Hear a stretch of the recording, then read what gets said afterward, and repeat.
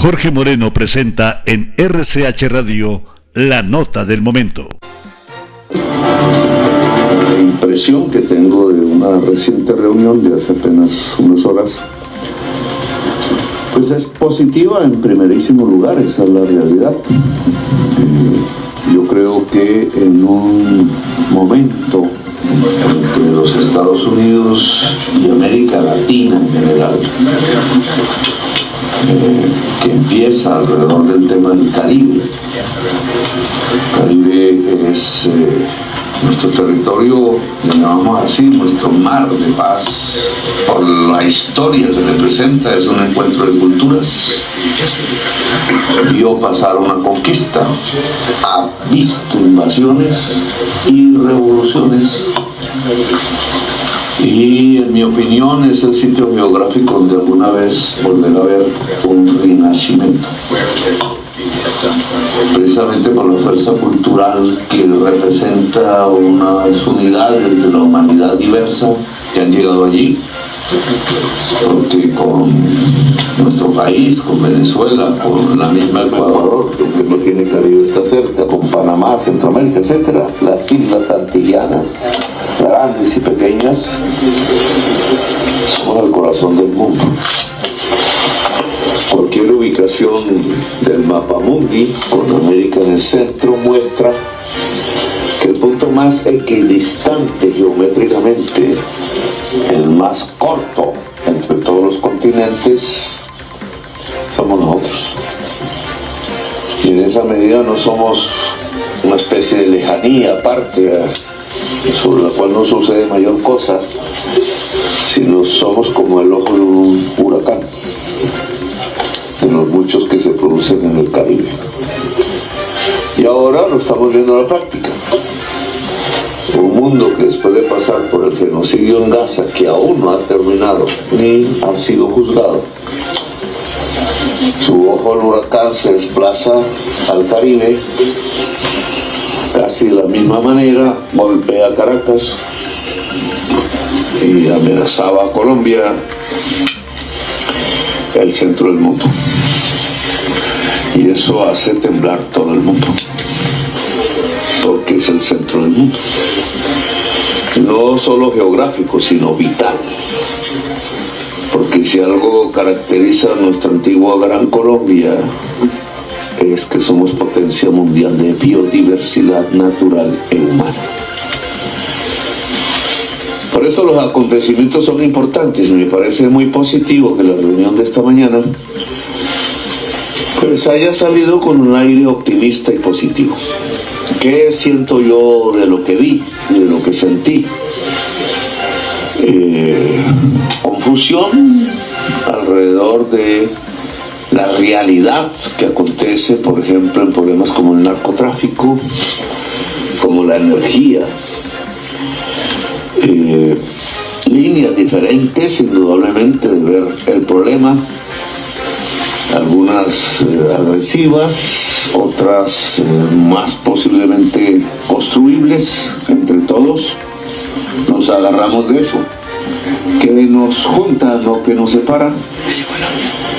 Incluso en mi primera frase, cuando encontré al presidente Trump por primera vez en mi vida, porque no lo conocía, mirando las fotos de los presidentes de Estados Unidos, es que nos junta, estaba Lincoln ahí en la foto, la libertad. Podemos ser muy diferentes, civilizatoriamente hablando, históricamente hablando, pero lo que nos junta es la libertad. Y ahí comenzó la conversación. Se puede hacer un pacto por la libertad, se puede hacer un pacto por la vida. Vida y libertad hoy van juntas. Y sobre eso es que nos podemos juntar. Pues esa fue la conversación. Y por eso vimos cómo reactivar a Venezuela, no simplemente cómo condolernos de lo que sucedió en Venezuela, que es grave, sino cómo podría ser una reactivación de Venezuela con la ayuda de Colombia en su frontera, en su vecindad, occidental para Venezuela, oriental, nororiental para nosotros. ¿Cuál es el papel de Estados Unidos allí? Si no es levantar sanciones, por ejemplo. concretamente. Y cómo dejar fluir allí, incluso con aporte de los Estados Unidos, unos flujos que ya se han construido desde hace mucho tiempo, que son comunes, una realidad, lo repetimos muchas veces. Colombia y Venezuela somos un mismo pueblo, una misma historia, y por tanto en los momentos más difíciles donde se pone en cuestión la existencia de nuestras naciones, dejarla fluir y juntarse y volverse poder, como Bolívar pensó que podríamos ser. Y por eso allí hablamos del flujo de la energía, el flujo de las gentes, la necesidad de que eso se libere de cualquier coerción, las posibilidades que ya tenemos porque lo preveíamos antes con nuestras empresas de petróleo públicas, con nuestras empresas de energía limpia públicas. Incluso pude contar algo que quizás no se sabía, y es que desde el norte de la Guajira, en la Guajira misma, podemos tener energía limpia, eólica y solar para toda Colombia, para toda Venezuela, y aún nos queda para exportar. Que una empresa de Estados Unidos se atrevió con nosotros a construir la planta más grande de hidrógeno verde de América Latina y está lista para exportar. Que puede ser seducible Estados Unidos si sabe matemáticamente que el potencial de energías limpias de toda América del Sur, no solo nuestras, pueden un 100% y durante mucho tiempo limpiar la matriz energética de los Estados Unidos. Y ese paso sería indudablemente un paso, ese sí, no un gesto apenas, sino un hecho científico, económico, histórico real de superación del colapso climático que se avecina, producido por el modo de energía. Y sobre esa base se puede construir cualquier pacto en las Américas. El regalo que me dio del, ¿cómo se llama?, la gorra roja de por una gran América es hacer América grande en español, y yo le puse con un esfero que había ahí, como una colección, le puse ese, hacer las Américas grandes. Y eso no se puede hacer sino sobre el respeto entre dos civilizaciones diferentes, porque América Latina es una civilización diversa en sí misma, y la civilización que aquí se ha venido construyendo también a través de una historia diversa y difícil como todas las historias, y que eso se llama un pacto por la vida. Exactamente, es un pacto por la vida, y solo la libertad puede crecer en la vida misma. Entonces creo que ese es un paso pequeño, pero distensiona la posibilidad de una gran hoguera humana y vital, precisamente en el corazón del mundo. Y ahí la importancia de la reunión. ¿Pueden dejar ahí? Gracias, presidente. Hemos hecho una selección de medios que van a preguntar, entre medios de Colombia y medios internacionales. Les pedimos que Noticias RCN.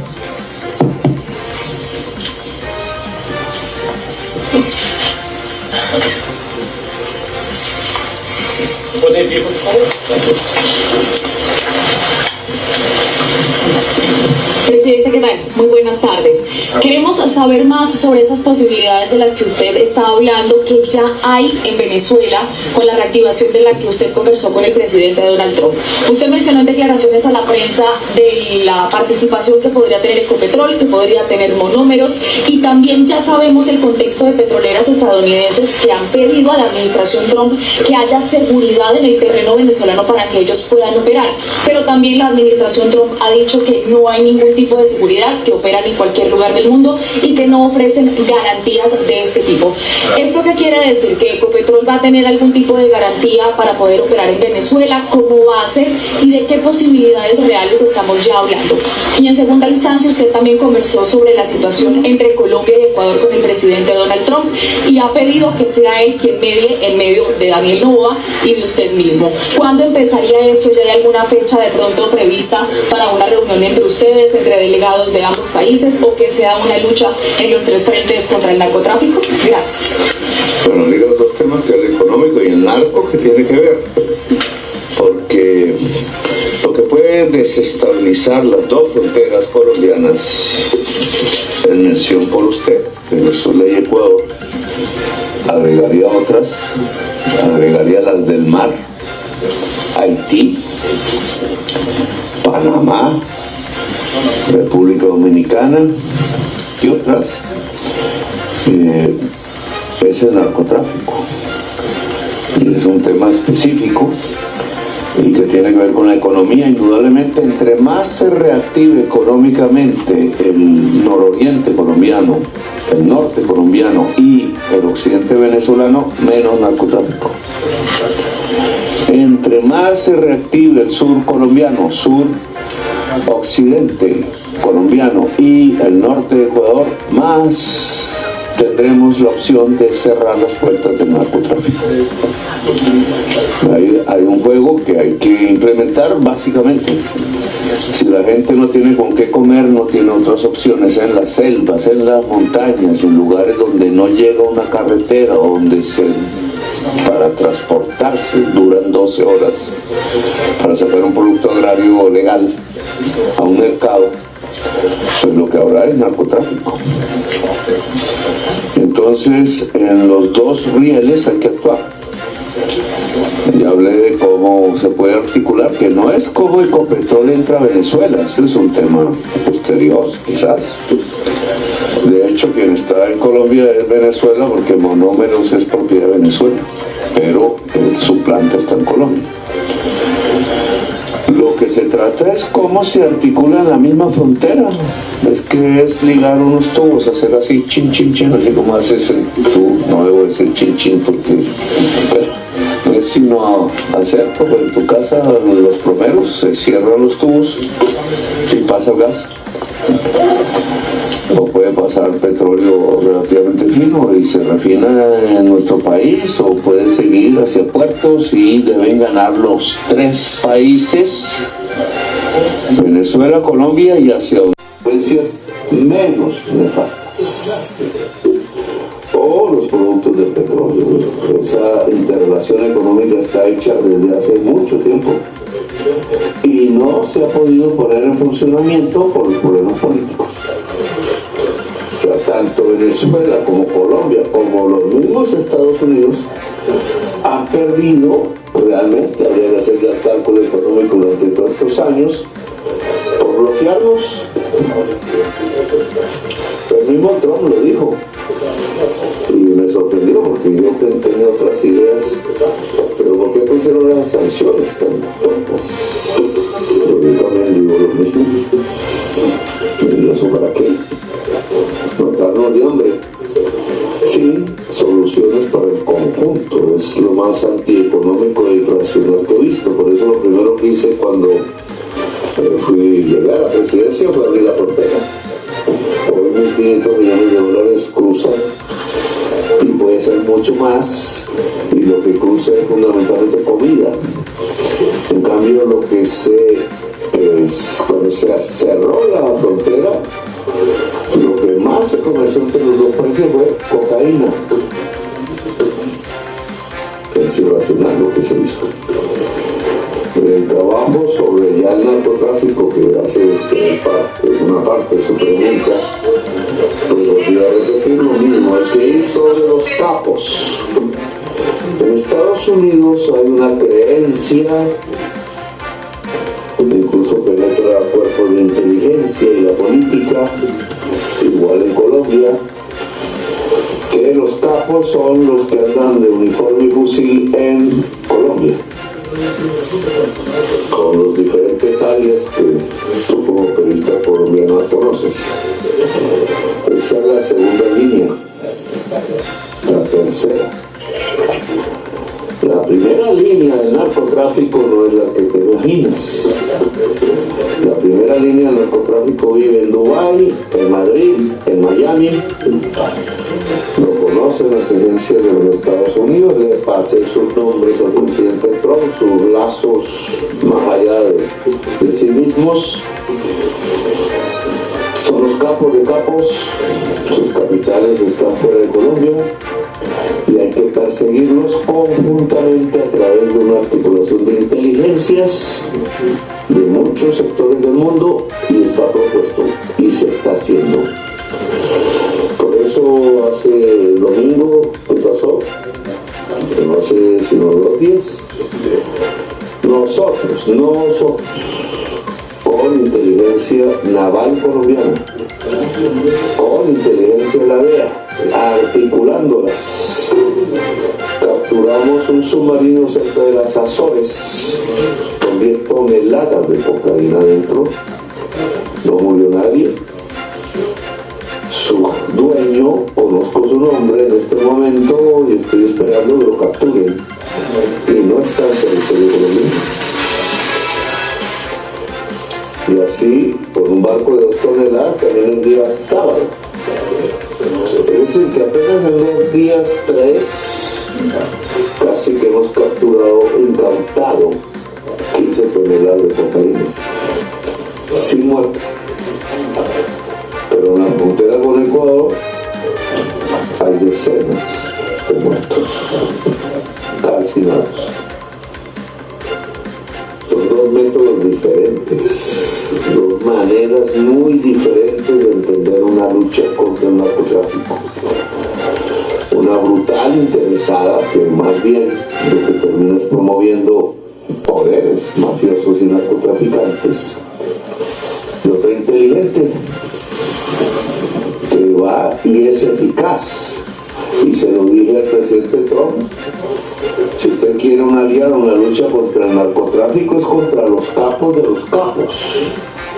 Le mostré los videos de cómo los campesinos, hoy por miles, y aquí está la responsable del programa, Gloria, que te puedes presentar, levántate un poco,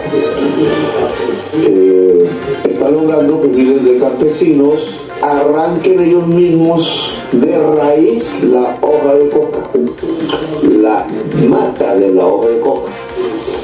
Y esa es la manera más eficaz de erradicar. Lo demás es mentiras, porque cae un veneno encima de las hojas, no acaba la vegetación, la mata, la especie, y vuelve y nace más productivo. Y tenemos así que las trae la experiencia misma, que en Colombia es altísima, y que se junta con el mundo y se quiere ofrecer al mundo, y cuando se junta con inteligencias también con experiencia, somos eficaces. Por eso mi gobierno es el que más miles de toneladas de cocaína ha incautado en toda la historia de la humanidad. El que más ha extraditado personas colombianas por estar metidos en ese tipo de negocio, pero el que puede decir que menos mata como gobierno, el que puede decir que puede enseñar y puede aprender rápidamente, el que puede decir que tiene su mano ofrecida a Venezuela misma, a Ecuador, a México, a Inglaterra, a Emiratos Árabes Unidos, a Albania y al gobierno de los Estados Unidos, entre otros, para lograr derrotar una gran multinacional transnacional del crimen, cuyos grandes capitales no están en Bogotá, y cuyos capos, algunos colombianos, la mayoría no colombianos, podrían llenar de fentanilo el mundo, con el peligro que eso representa realmente para la especie humana, y podrían ser eficaces en detener los jefes de la gran transnacional del crimen que hoy tenemos, multinacional, como decimos los colombianos. presidente. Pregunta David Colbert de CNN y se prepara Carlos Ruiz de RTBC Noticias Colombia. Les pedimos a los colegas que por favor solo una pregunta. Hola, muy buenas. Acabo de ver algunas fotos con usted y el presidente Trump y de verdad parecen ustedes como gran amigos. Y bueno, el mensaje del presidente que dice fue un gran honor, pero hace solo un mes, ¿no? Había una, como dijo usted, una tensión, ¿no? Una guerra de palabras. Entonces, ¿qué cambió? If you look at the photos, it seems that you and President Trump are great friends. That there are no differences between the two of you, and yet, when we go back just a month, as you mentioned, there was a real tension between the two countries. So my question is, what changed?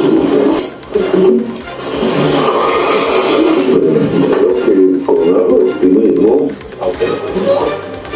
sobre todo América Latina, que es donde primero tiene efecto este tipo de noticias, y yo creo que más lejanamente el resto del planeta puede ver otro camino. Hace un mes nomás, yo me remontaría cuando estuve en la Asamblea de Naciones Unidas en Nueva York, el año pasado. Lo que había era prácticamente ya la cercanía de una guerra total. Yo mismo me atreví a proponer en Naciones Unidas, bajo la inmunidad del Tratado de las Naciones Unidas, que parecía que no quedaba otra alternativa que construir un ejército de salvación y entrar a Palestina a defender Gaza. Eso obviamente fue recibido por quienes están desde otro punto de vista mirando el problema como una agresión, y no lo es. Si usted observa bien qué pasó en esos días siguientes, no por mí, no por lo que dije, sino por la realidad de la tensión mundial contra un genocidio, es que salieron multitudes en Europa y en Estados Unidos y en muchas ciudades del mundo, incluida Bogotá, Medellín, donde golpearon a nuestros manifestantes. Pero en el mundo salieron multitudes. Las palabras dichas en la Asamblea de Naciones Unidas por muchísimos dirigentes que fueron mostrando, incluidos europeos de la OTAN, que la salida del genocidio estaba aislada en la humanidad, se acompañó por multitudes en Europa, en América del Norte, en América del Sur, en Asia, etc. Palabras y multitudes.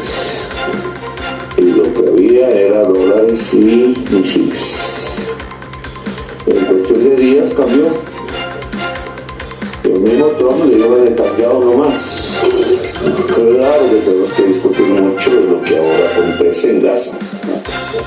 La solución no está ahí, pero ya no la lluvia de bombas calientes y los centenares y centenares de niños que a diario morían asesinados.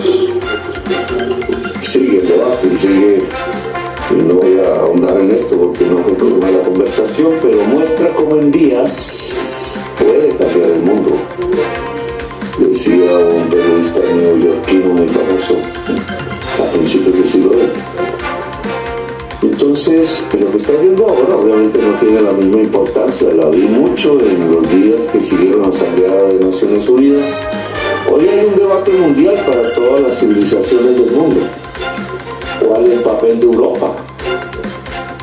¿Cuál es el papel del mundo árabe en este momento? ¿Cuál es el papel de Naciones Unidas cuando nos acercamos a una nueva elección de secretario general o secretaria? ¿Cuál? No mostró incapacidad, no es necesaria una reforma. ¿Vamos camino a la barbarie sin Naciones Unidas o vamos camino a algo superior a Naciones Unidas que congregue más la hermandad humana, el diálogo de civilizaciones? Son temas que aquí no ni era la reunión para discutirlas, pero ábrese esos caminos. El presidente presidente de Estados Unidos recibió en su casa a un presidente latinoamericano, no soy el primero, no seré el último, y hablamos de problemas concretos y de caminos conjuntos para solucionar. Él no cambió de manera de pensar en muchos temas, yo tampoco, pero es que cómo se hace un pacto.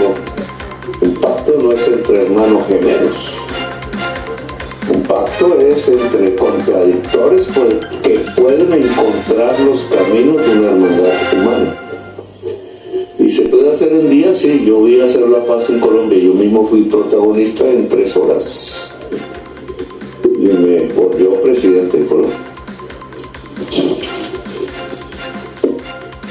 Presidente, muchas gracias. Pregunta Carlos Ruiz de RTVC, se prepara Karen León de Washington. Gracias, señor presidente.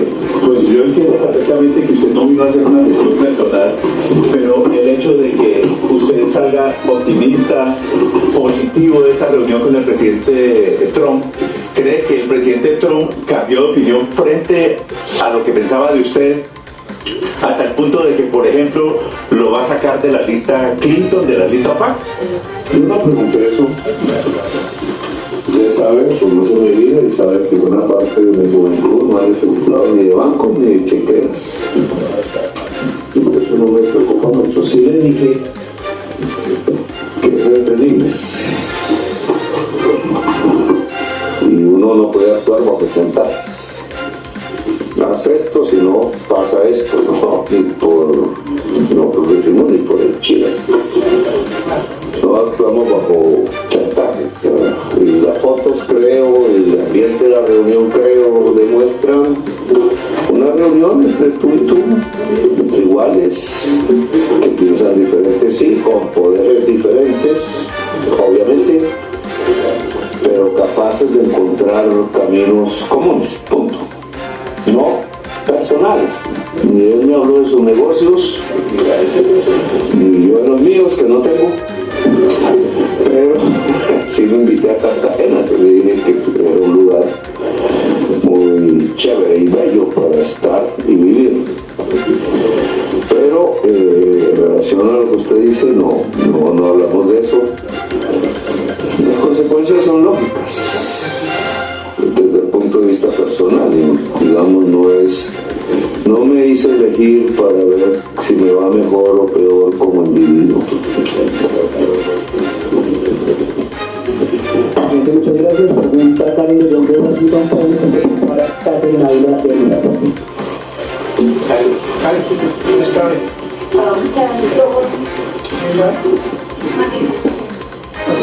Thank you. Last year, when things were not going very well between you and President Trump, the United States, President Trump said that he was canceling all United States aid to Colombia. And you later responded that you were canceling intelligence cooperation with Colombia. Are those things off the table now? Thank you. Yo nunca cancelé, dije, anuncié sí, pero nunca cancelé las cooperaciones de inteligencias porque las aplico. Dado la característica multinacional de los flujos hoy de sustancias psicoactivas, que he pedido a Marcela, que está aquí, también puede presentarse aquí. Marcela Tovar es científica de las más reconocidas en el mundo en relación a estos temas de lo que se llaman sustancias psicoactivas, que es ahora nuestra embajadora en Viena y allá tiene que librar en la Comisión de Drogas de Naciones Unidas una batalla, porque lo que tiene que decir qué es sustancia psicoactiva, qué es negativo para el ser humano, o más o menos negativo, qué es un veneno mortal, es la ciencia, nada más, no es el prejuicio, es la ciencia. Y ese es el papel que tiene que librar en ese seno de discusión de la humanidad, que está atravesado por mucho prejuicio y por una historia que en Estados Unidos se conoce más incluso que en Colombia, sobre persecuciones que no debieron darse y persecuciones que hay que dar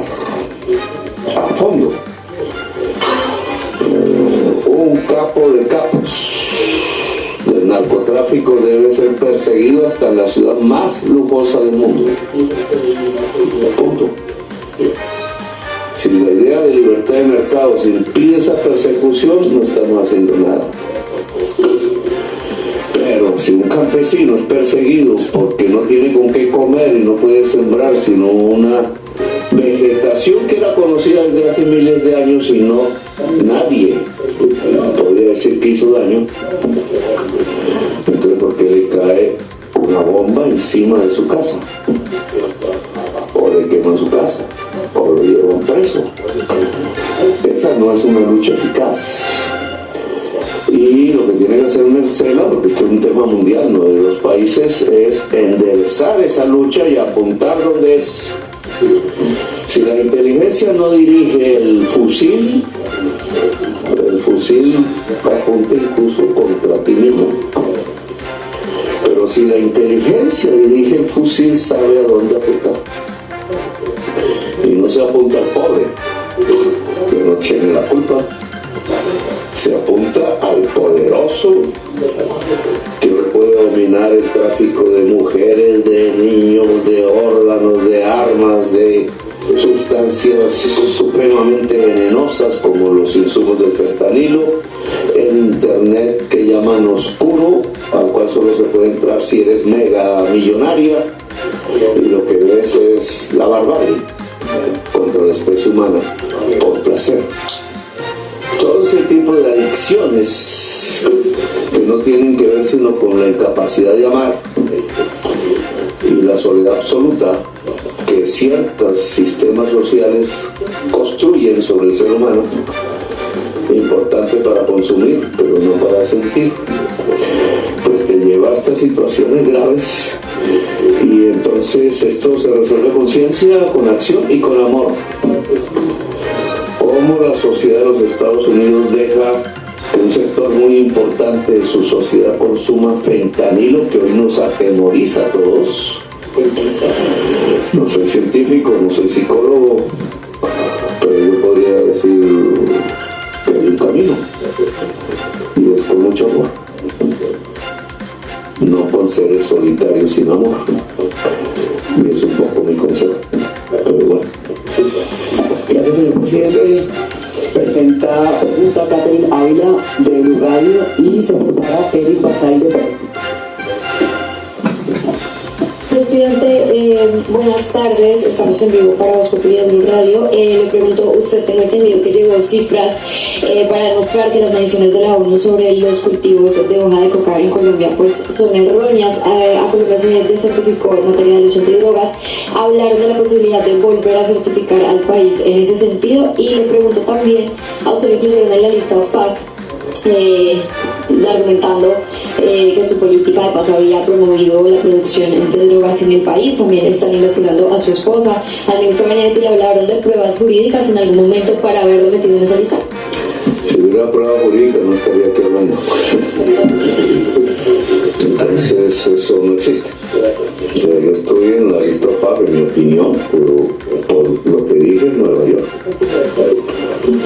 Han intentado construir eso, pero fracasan una y otra vez, y eso no es la materia de lo que yo quiero hablar aquí.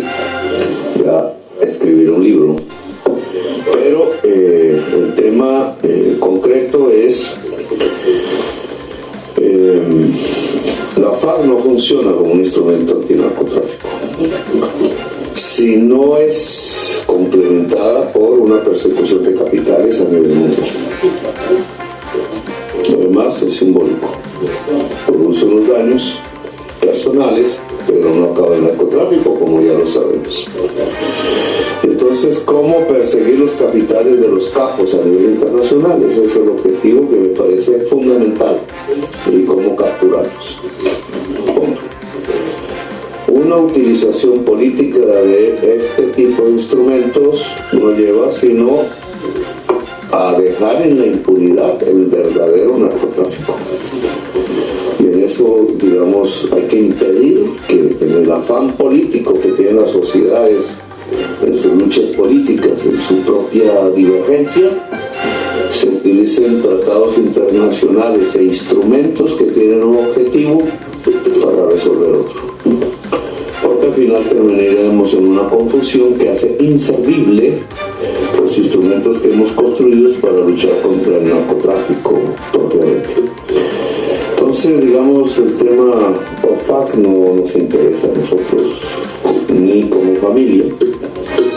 Y lo que nos interesa mientras seamos gobernantes de mi país, en el periodo en que el país ordenó que fuera presidente, es que podamos dejar un camino mejor de lo que venía recorriendo Colombia.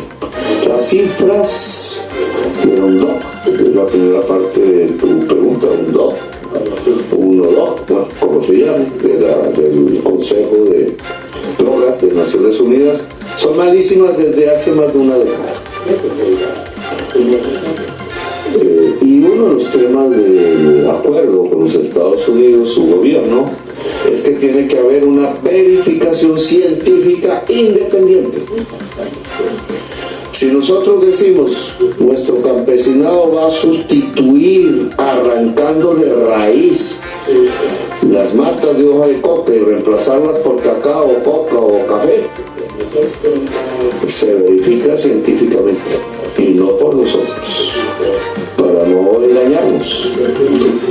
Si de verdad lo que hemos propuesto es que en corto plazo, marzo, acaba de salir un comunicado, aquí está en Colombia, de una de esas organizaciones que viven de eso y se arman y son violentas, que ya está dispuesta en marzo a que se quiten 10.000 hectáreas, 30.000 hectáreas de hoja de coca. Eso es el 10% de lo que suma la UNDOC. Solo una. Yo lo que quiero apenas regrese a Colombia es ni siquiera que lo digan organizaciones armadas, sino desatar un movimiento campesino, social campesino, que se libere con o sin permiso de cualquier organismo armado que aparezca ahí financiado precisamente por la cocaína, sus dueños, porque la cocaína no financia, sino los dueños de la cocaína. Es que Colombia pueda decir, es que estamos a un paso de ello, que nos desnarcotizamos en nuestro sistema económico y que el mundo ojalá compre café colombiano, cacao, coco y productos industriales de Colombia, y que ese es el camino para que no se siembre más hoja de coca con fines mercantiles en el mundo. Hoy ya tienes una noticia de una de esas regiones en el sur, en la frontera con Ecuador, que dice somos capaces hasta marzo, de aquí a marzo, de quitar 30.000 hectáreas en Nariño y Putumayo, frontera con el Ecuador. Verifiquemos, no digo que creamos, no, en marzo se verifica, y si uno de ellos está preso se va a las cárceles de Estados Unidos por mentir. Pero si llega a ser cierto, Colombia ha descubierto un camino pacífico para erradicar los cultivos de hoja de coca y puede ser mostrable a los países que tengan ese problema y a quienes consumen. Pero Colombia no consume cocaína, los porcentajes son mínimos, ni fentanilo, ni produce fentanilo. Los consumidores en gran número, en donde estén, sus gobiernos tienen que analizar el porqué del consumo. ¿Qué lleva un ciudadano o ciudadana joven a veces a perderse en el mundo del fentanilo? ¿Por qué se suicida y por qué hay suicidio en masa? Tema en el que no me puedo meter porque yo soy el presidente de Colombia y no veo otro presidente del mundo. Gracias, señor presidente. Pregunta Eric Basail, de Político, y se preguntará Luis Eduardo Maldonado, de Caracol Noticias. Muchísimas gracias, muy buenas tardes, señor presidente. En cuanto a la desertificación de Colombia, articuló el presidente o el secretario Rubio algunos datos, algunas cifras, algunas metas que tiene que lograr Colombia antes de que cambien la designación en la lista de majors? Muchísimas gracias. Yo no conocía personalmente a Rubio. Había ahí algunas personas que conocía, una y otra, la mayoría no. Pero la conversación fue con Trump. Básicamente eso, y de lo que dijo Trump en la reunión es que él no cree en sanciones, que no las ve en este caso particular, no las ve racionales. Y yo creo que tiene razón, es lo mismo que yo pienso. Este no es un camino de sanciones, este es un camino de libertad. Eso me enseñó Simón Bolívar y creo que enseñó aquí también Washington.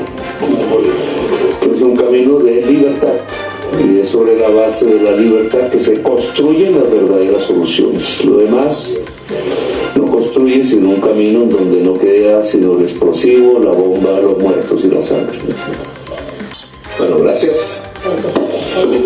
Gracias, señor presidente. Presenta pregunta a Luis Eduardo Maldonado. Todavía. ¿Cómo me la deja por fuera, presidente? Semejante viaje me deja por fuera. ¿Cómo? No, presidente, yo quiero, usted está hablando de Ecuador. Su solicitud concreta, su petición al presidente Trump, ¿cuál es? Lo quiere poner a trabajar para superar esta guerra económica con Ecuador, pero el papel de él, ¿cuál sería? Y podemos entender con todo lo que han dicho, porque es que el presidente Trump habla maravillas de usted, firmó mensajes muy positivos, usted está hablando muy bien de él. Aquí nace una nueva era diplomática, política y económica de los países, ¿con alguna condición? Yo creo que nace un camino, sin caer en vanidades, ¿no? Porque usted sabe que la soberbia es mal compañero. Y la codicia peor, la codicia mata la vida. Pero aquí nace es un camino, o se fortalece, porque nunca ha desaparecido en realidad. Nace un camino en donde gente diferente, regímenes diferentes, maneras de pensar diferentes, poderes diferentes, porque tenemos nosotros un poder, solo que es diferente, se pueden encontrar. No hay necesidad de boxear, no nos golpeamos, no nos arruñamos, nos sonreímos. I like you, me dijo él.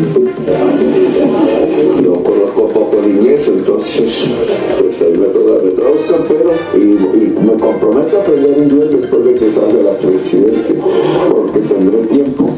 Pero es un camino diferente, un encuentro entre diferentes, sin humillaciones de ningún tipo, en donde tratamos de encontrar unas soluciones de acuerdo a la experiencia entre dos naciones alrededor de problemas concretos.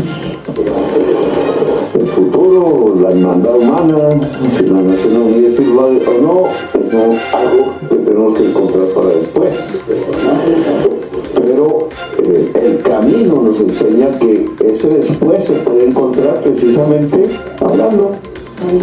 Como son los seres humanos, cómo resuelven los problemas los seres humanos, a golpes, a sangre, venganza. Y los pueblos latinos sí que nos perjudica ese ancestro de la vendetta. No, se solucionan hablando. No es la vendetta, es hablar. El único remedio contra la vendetta es el amor y hablar. Y hablando nos entendemos los seres humanos, y eso es lo que hemos mostrado. Esto no es nuevo, es simplemente una nueva demostración de que se puede. Presidente, nos queda una última pregunta. Ecuador, presidente.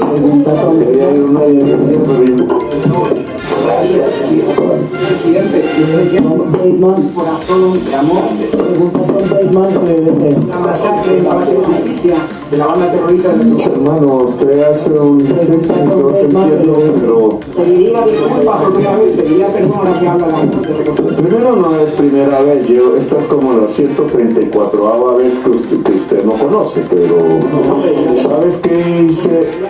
Déjame hablar, hermano, un momentico, porque yo te escucho y debes dejarme contestar.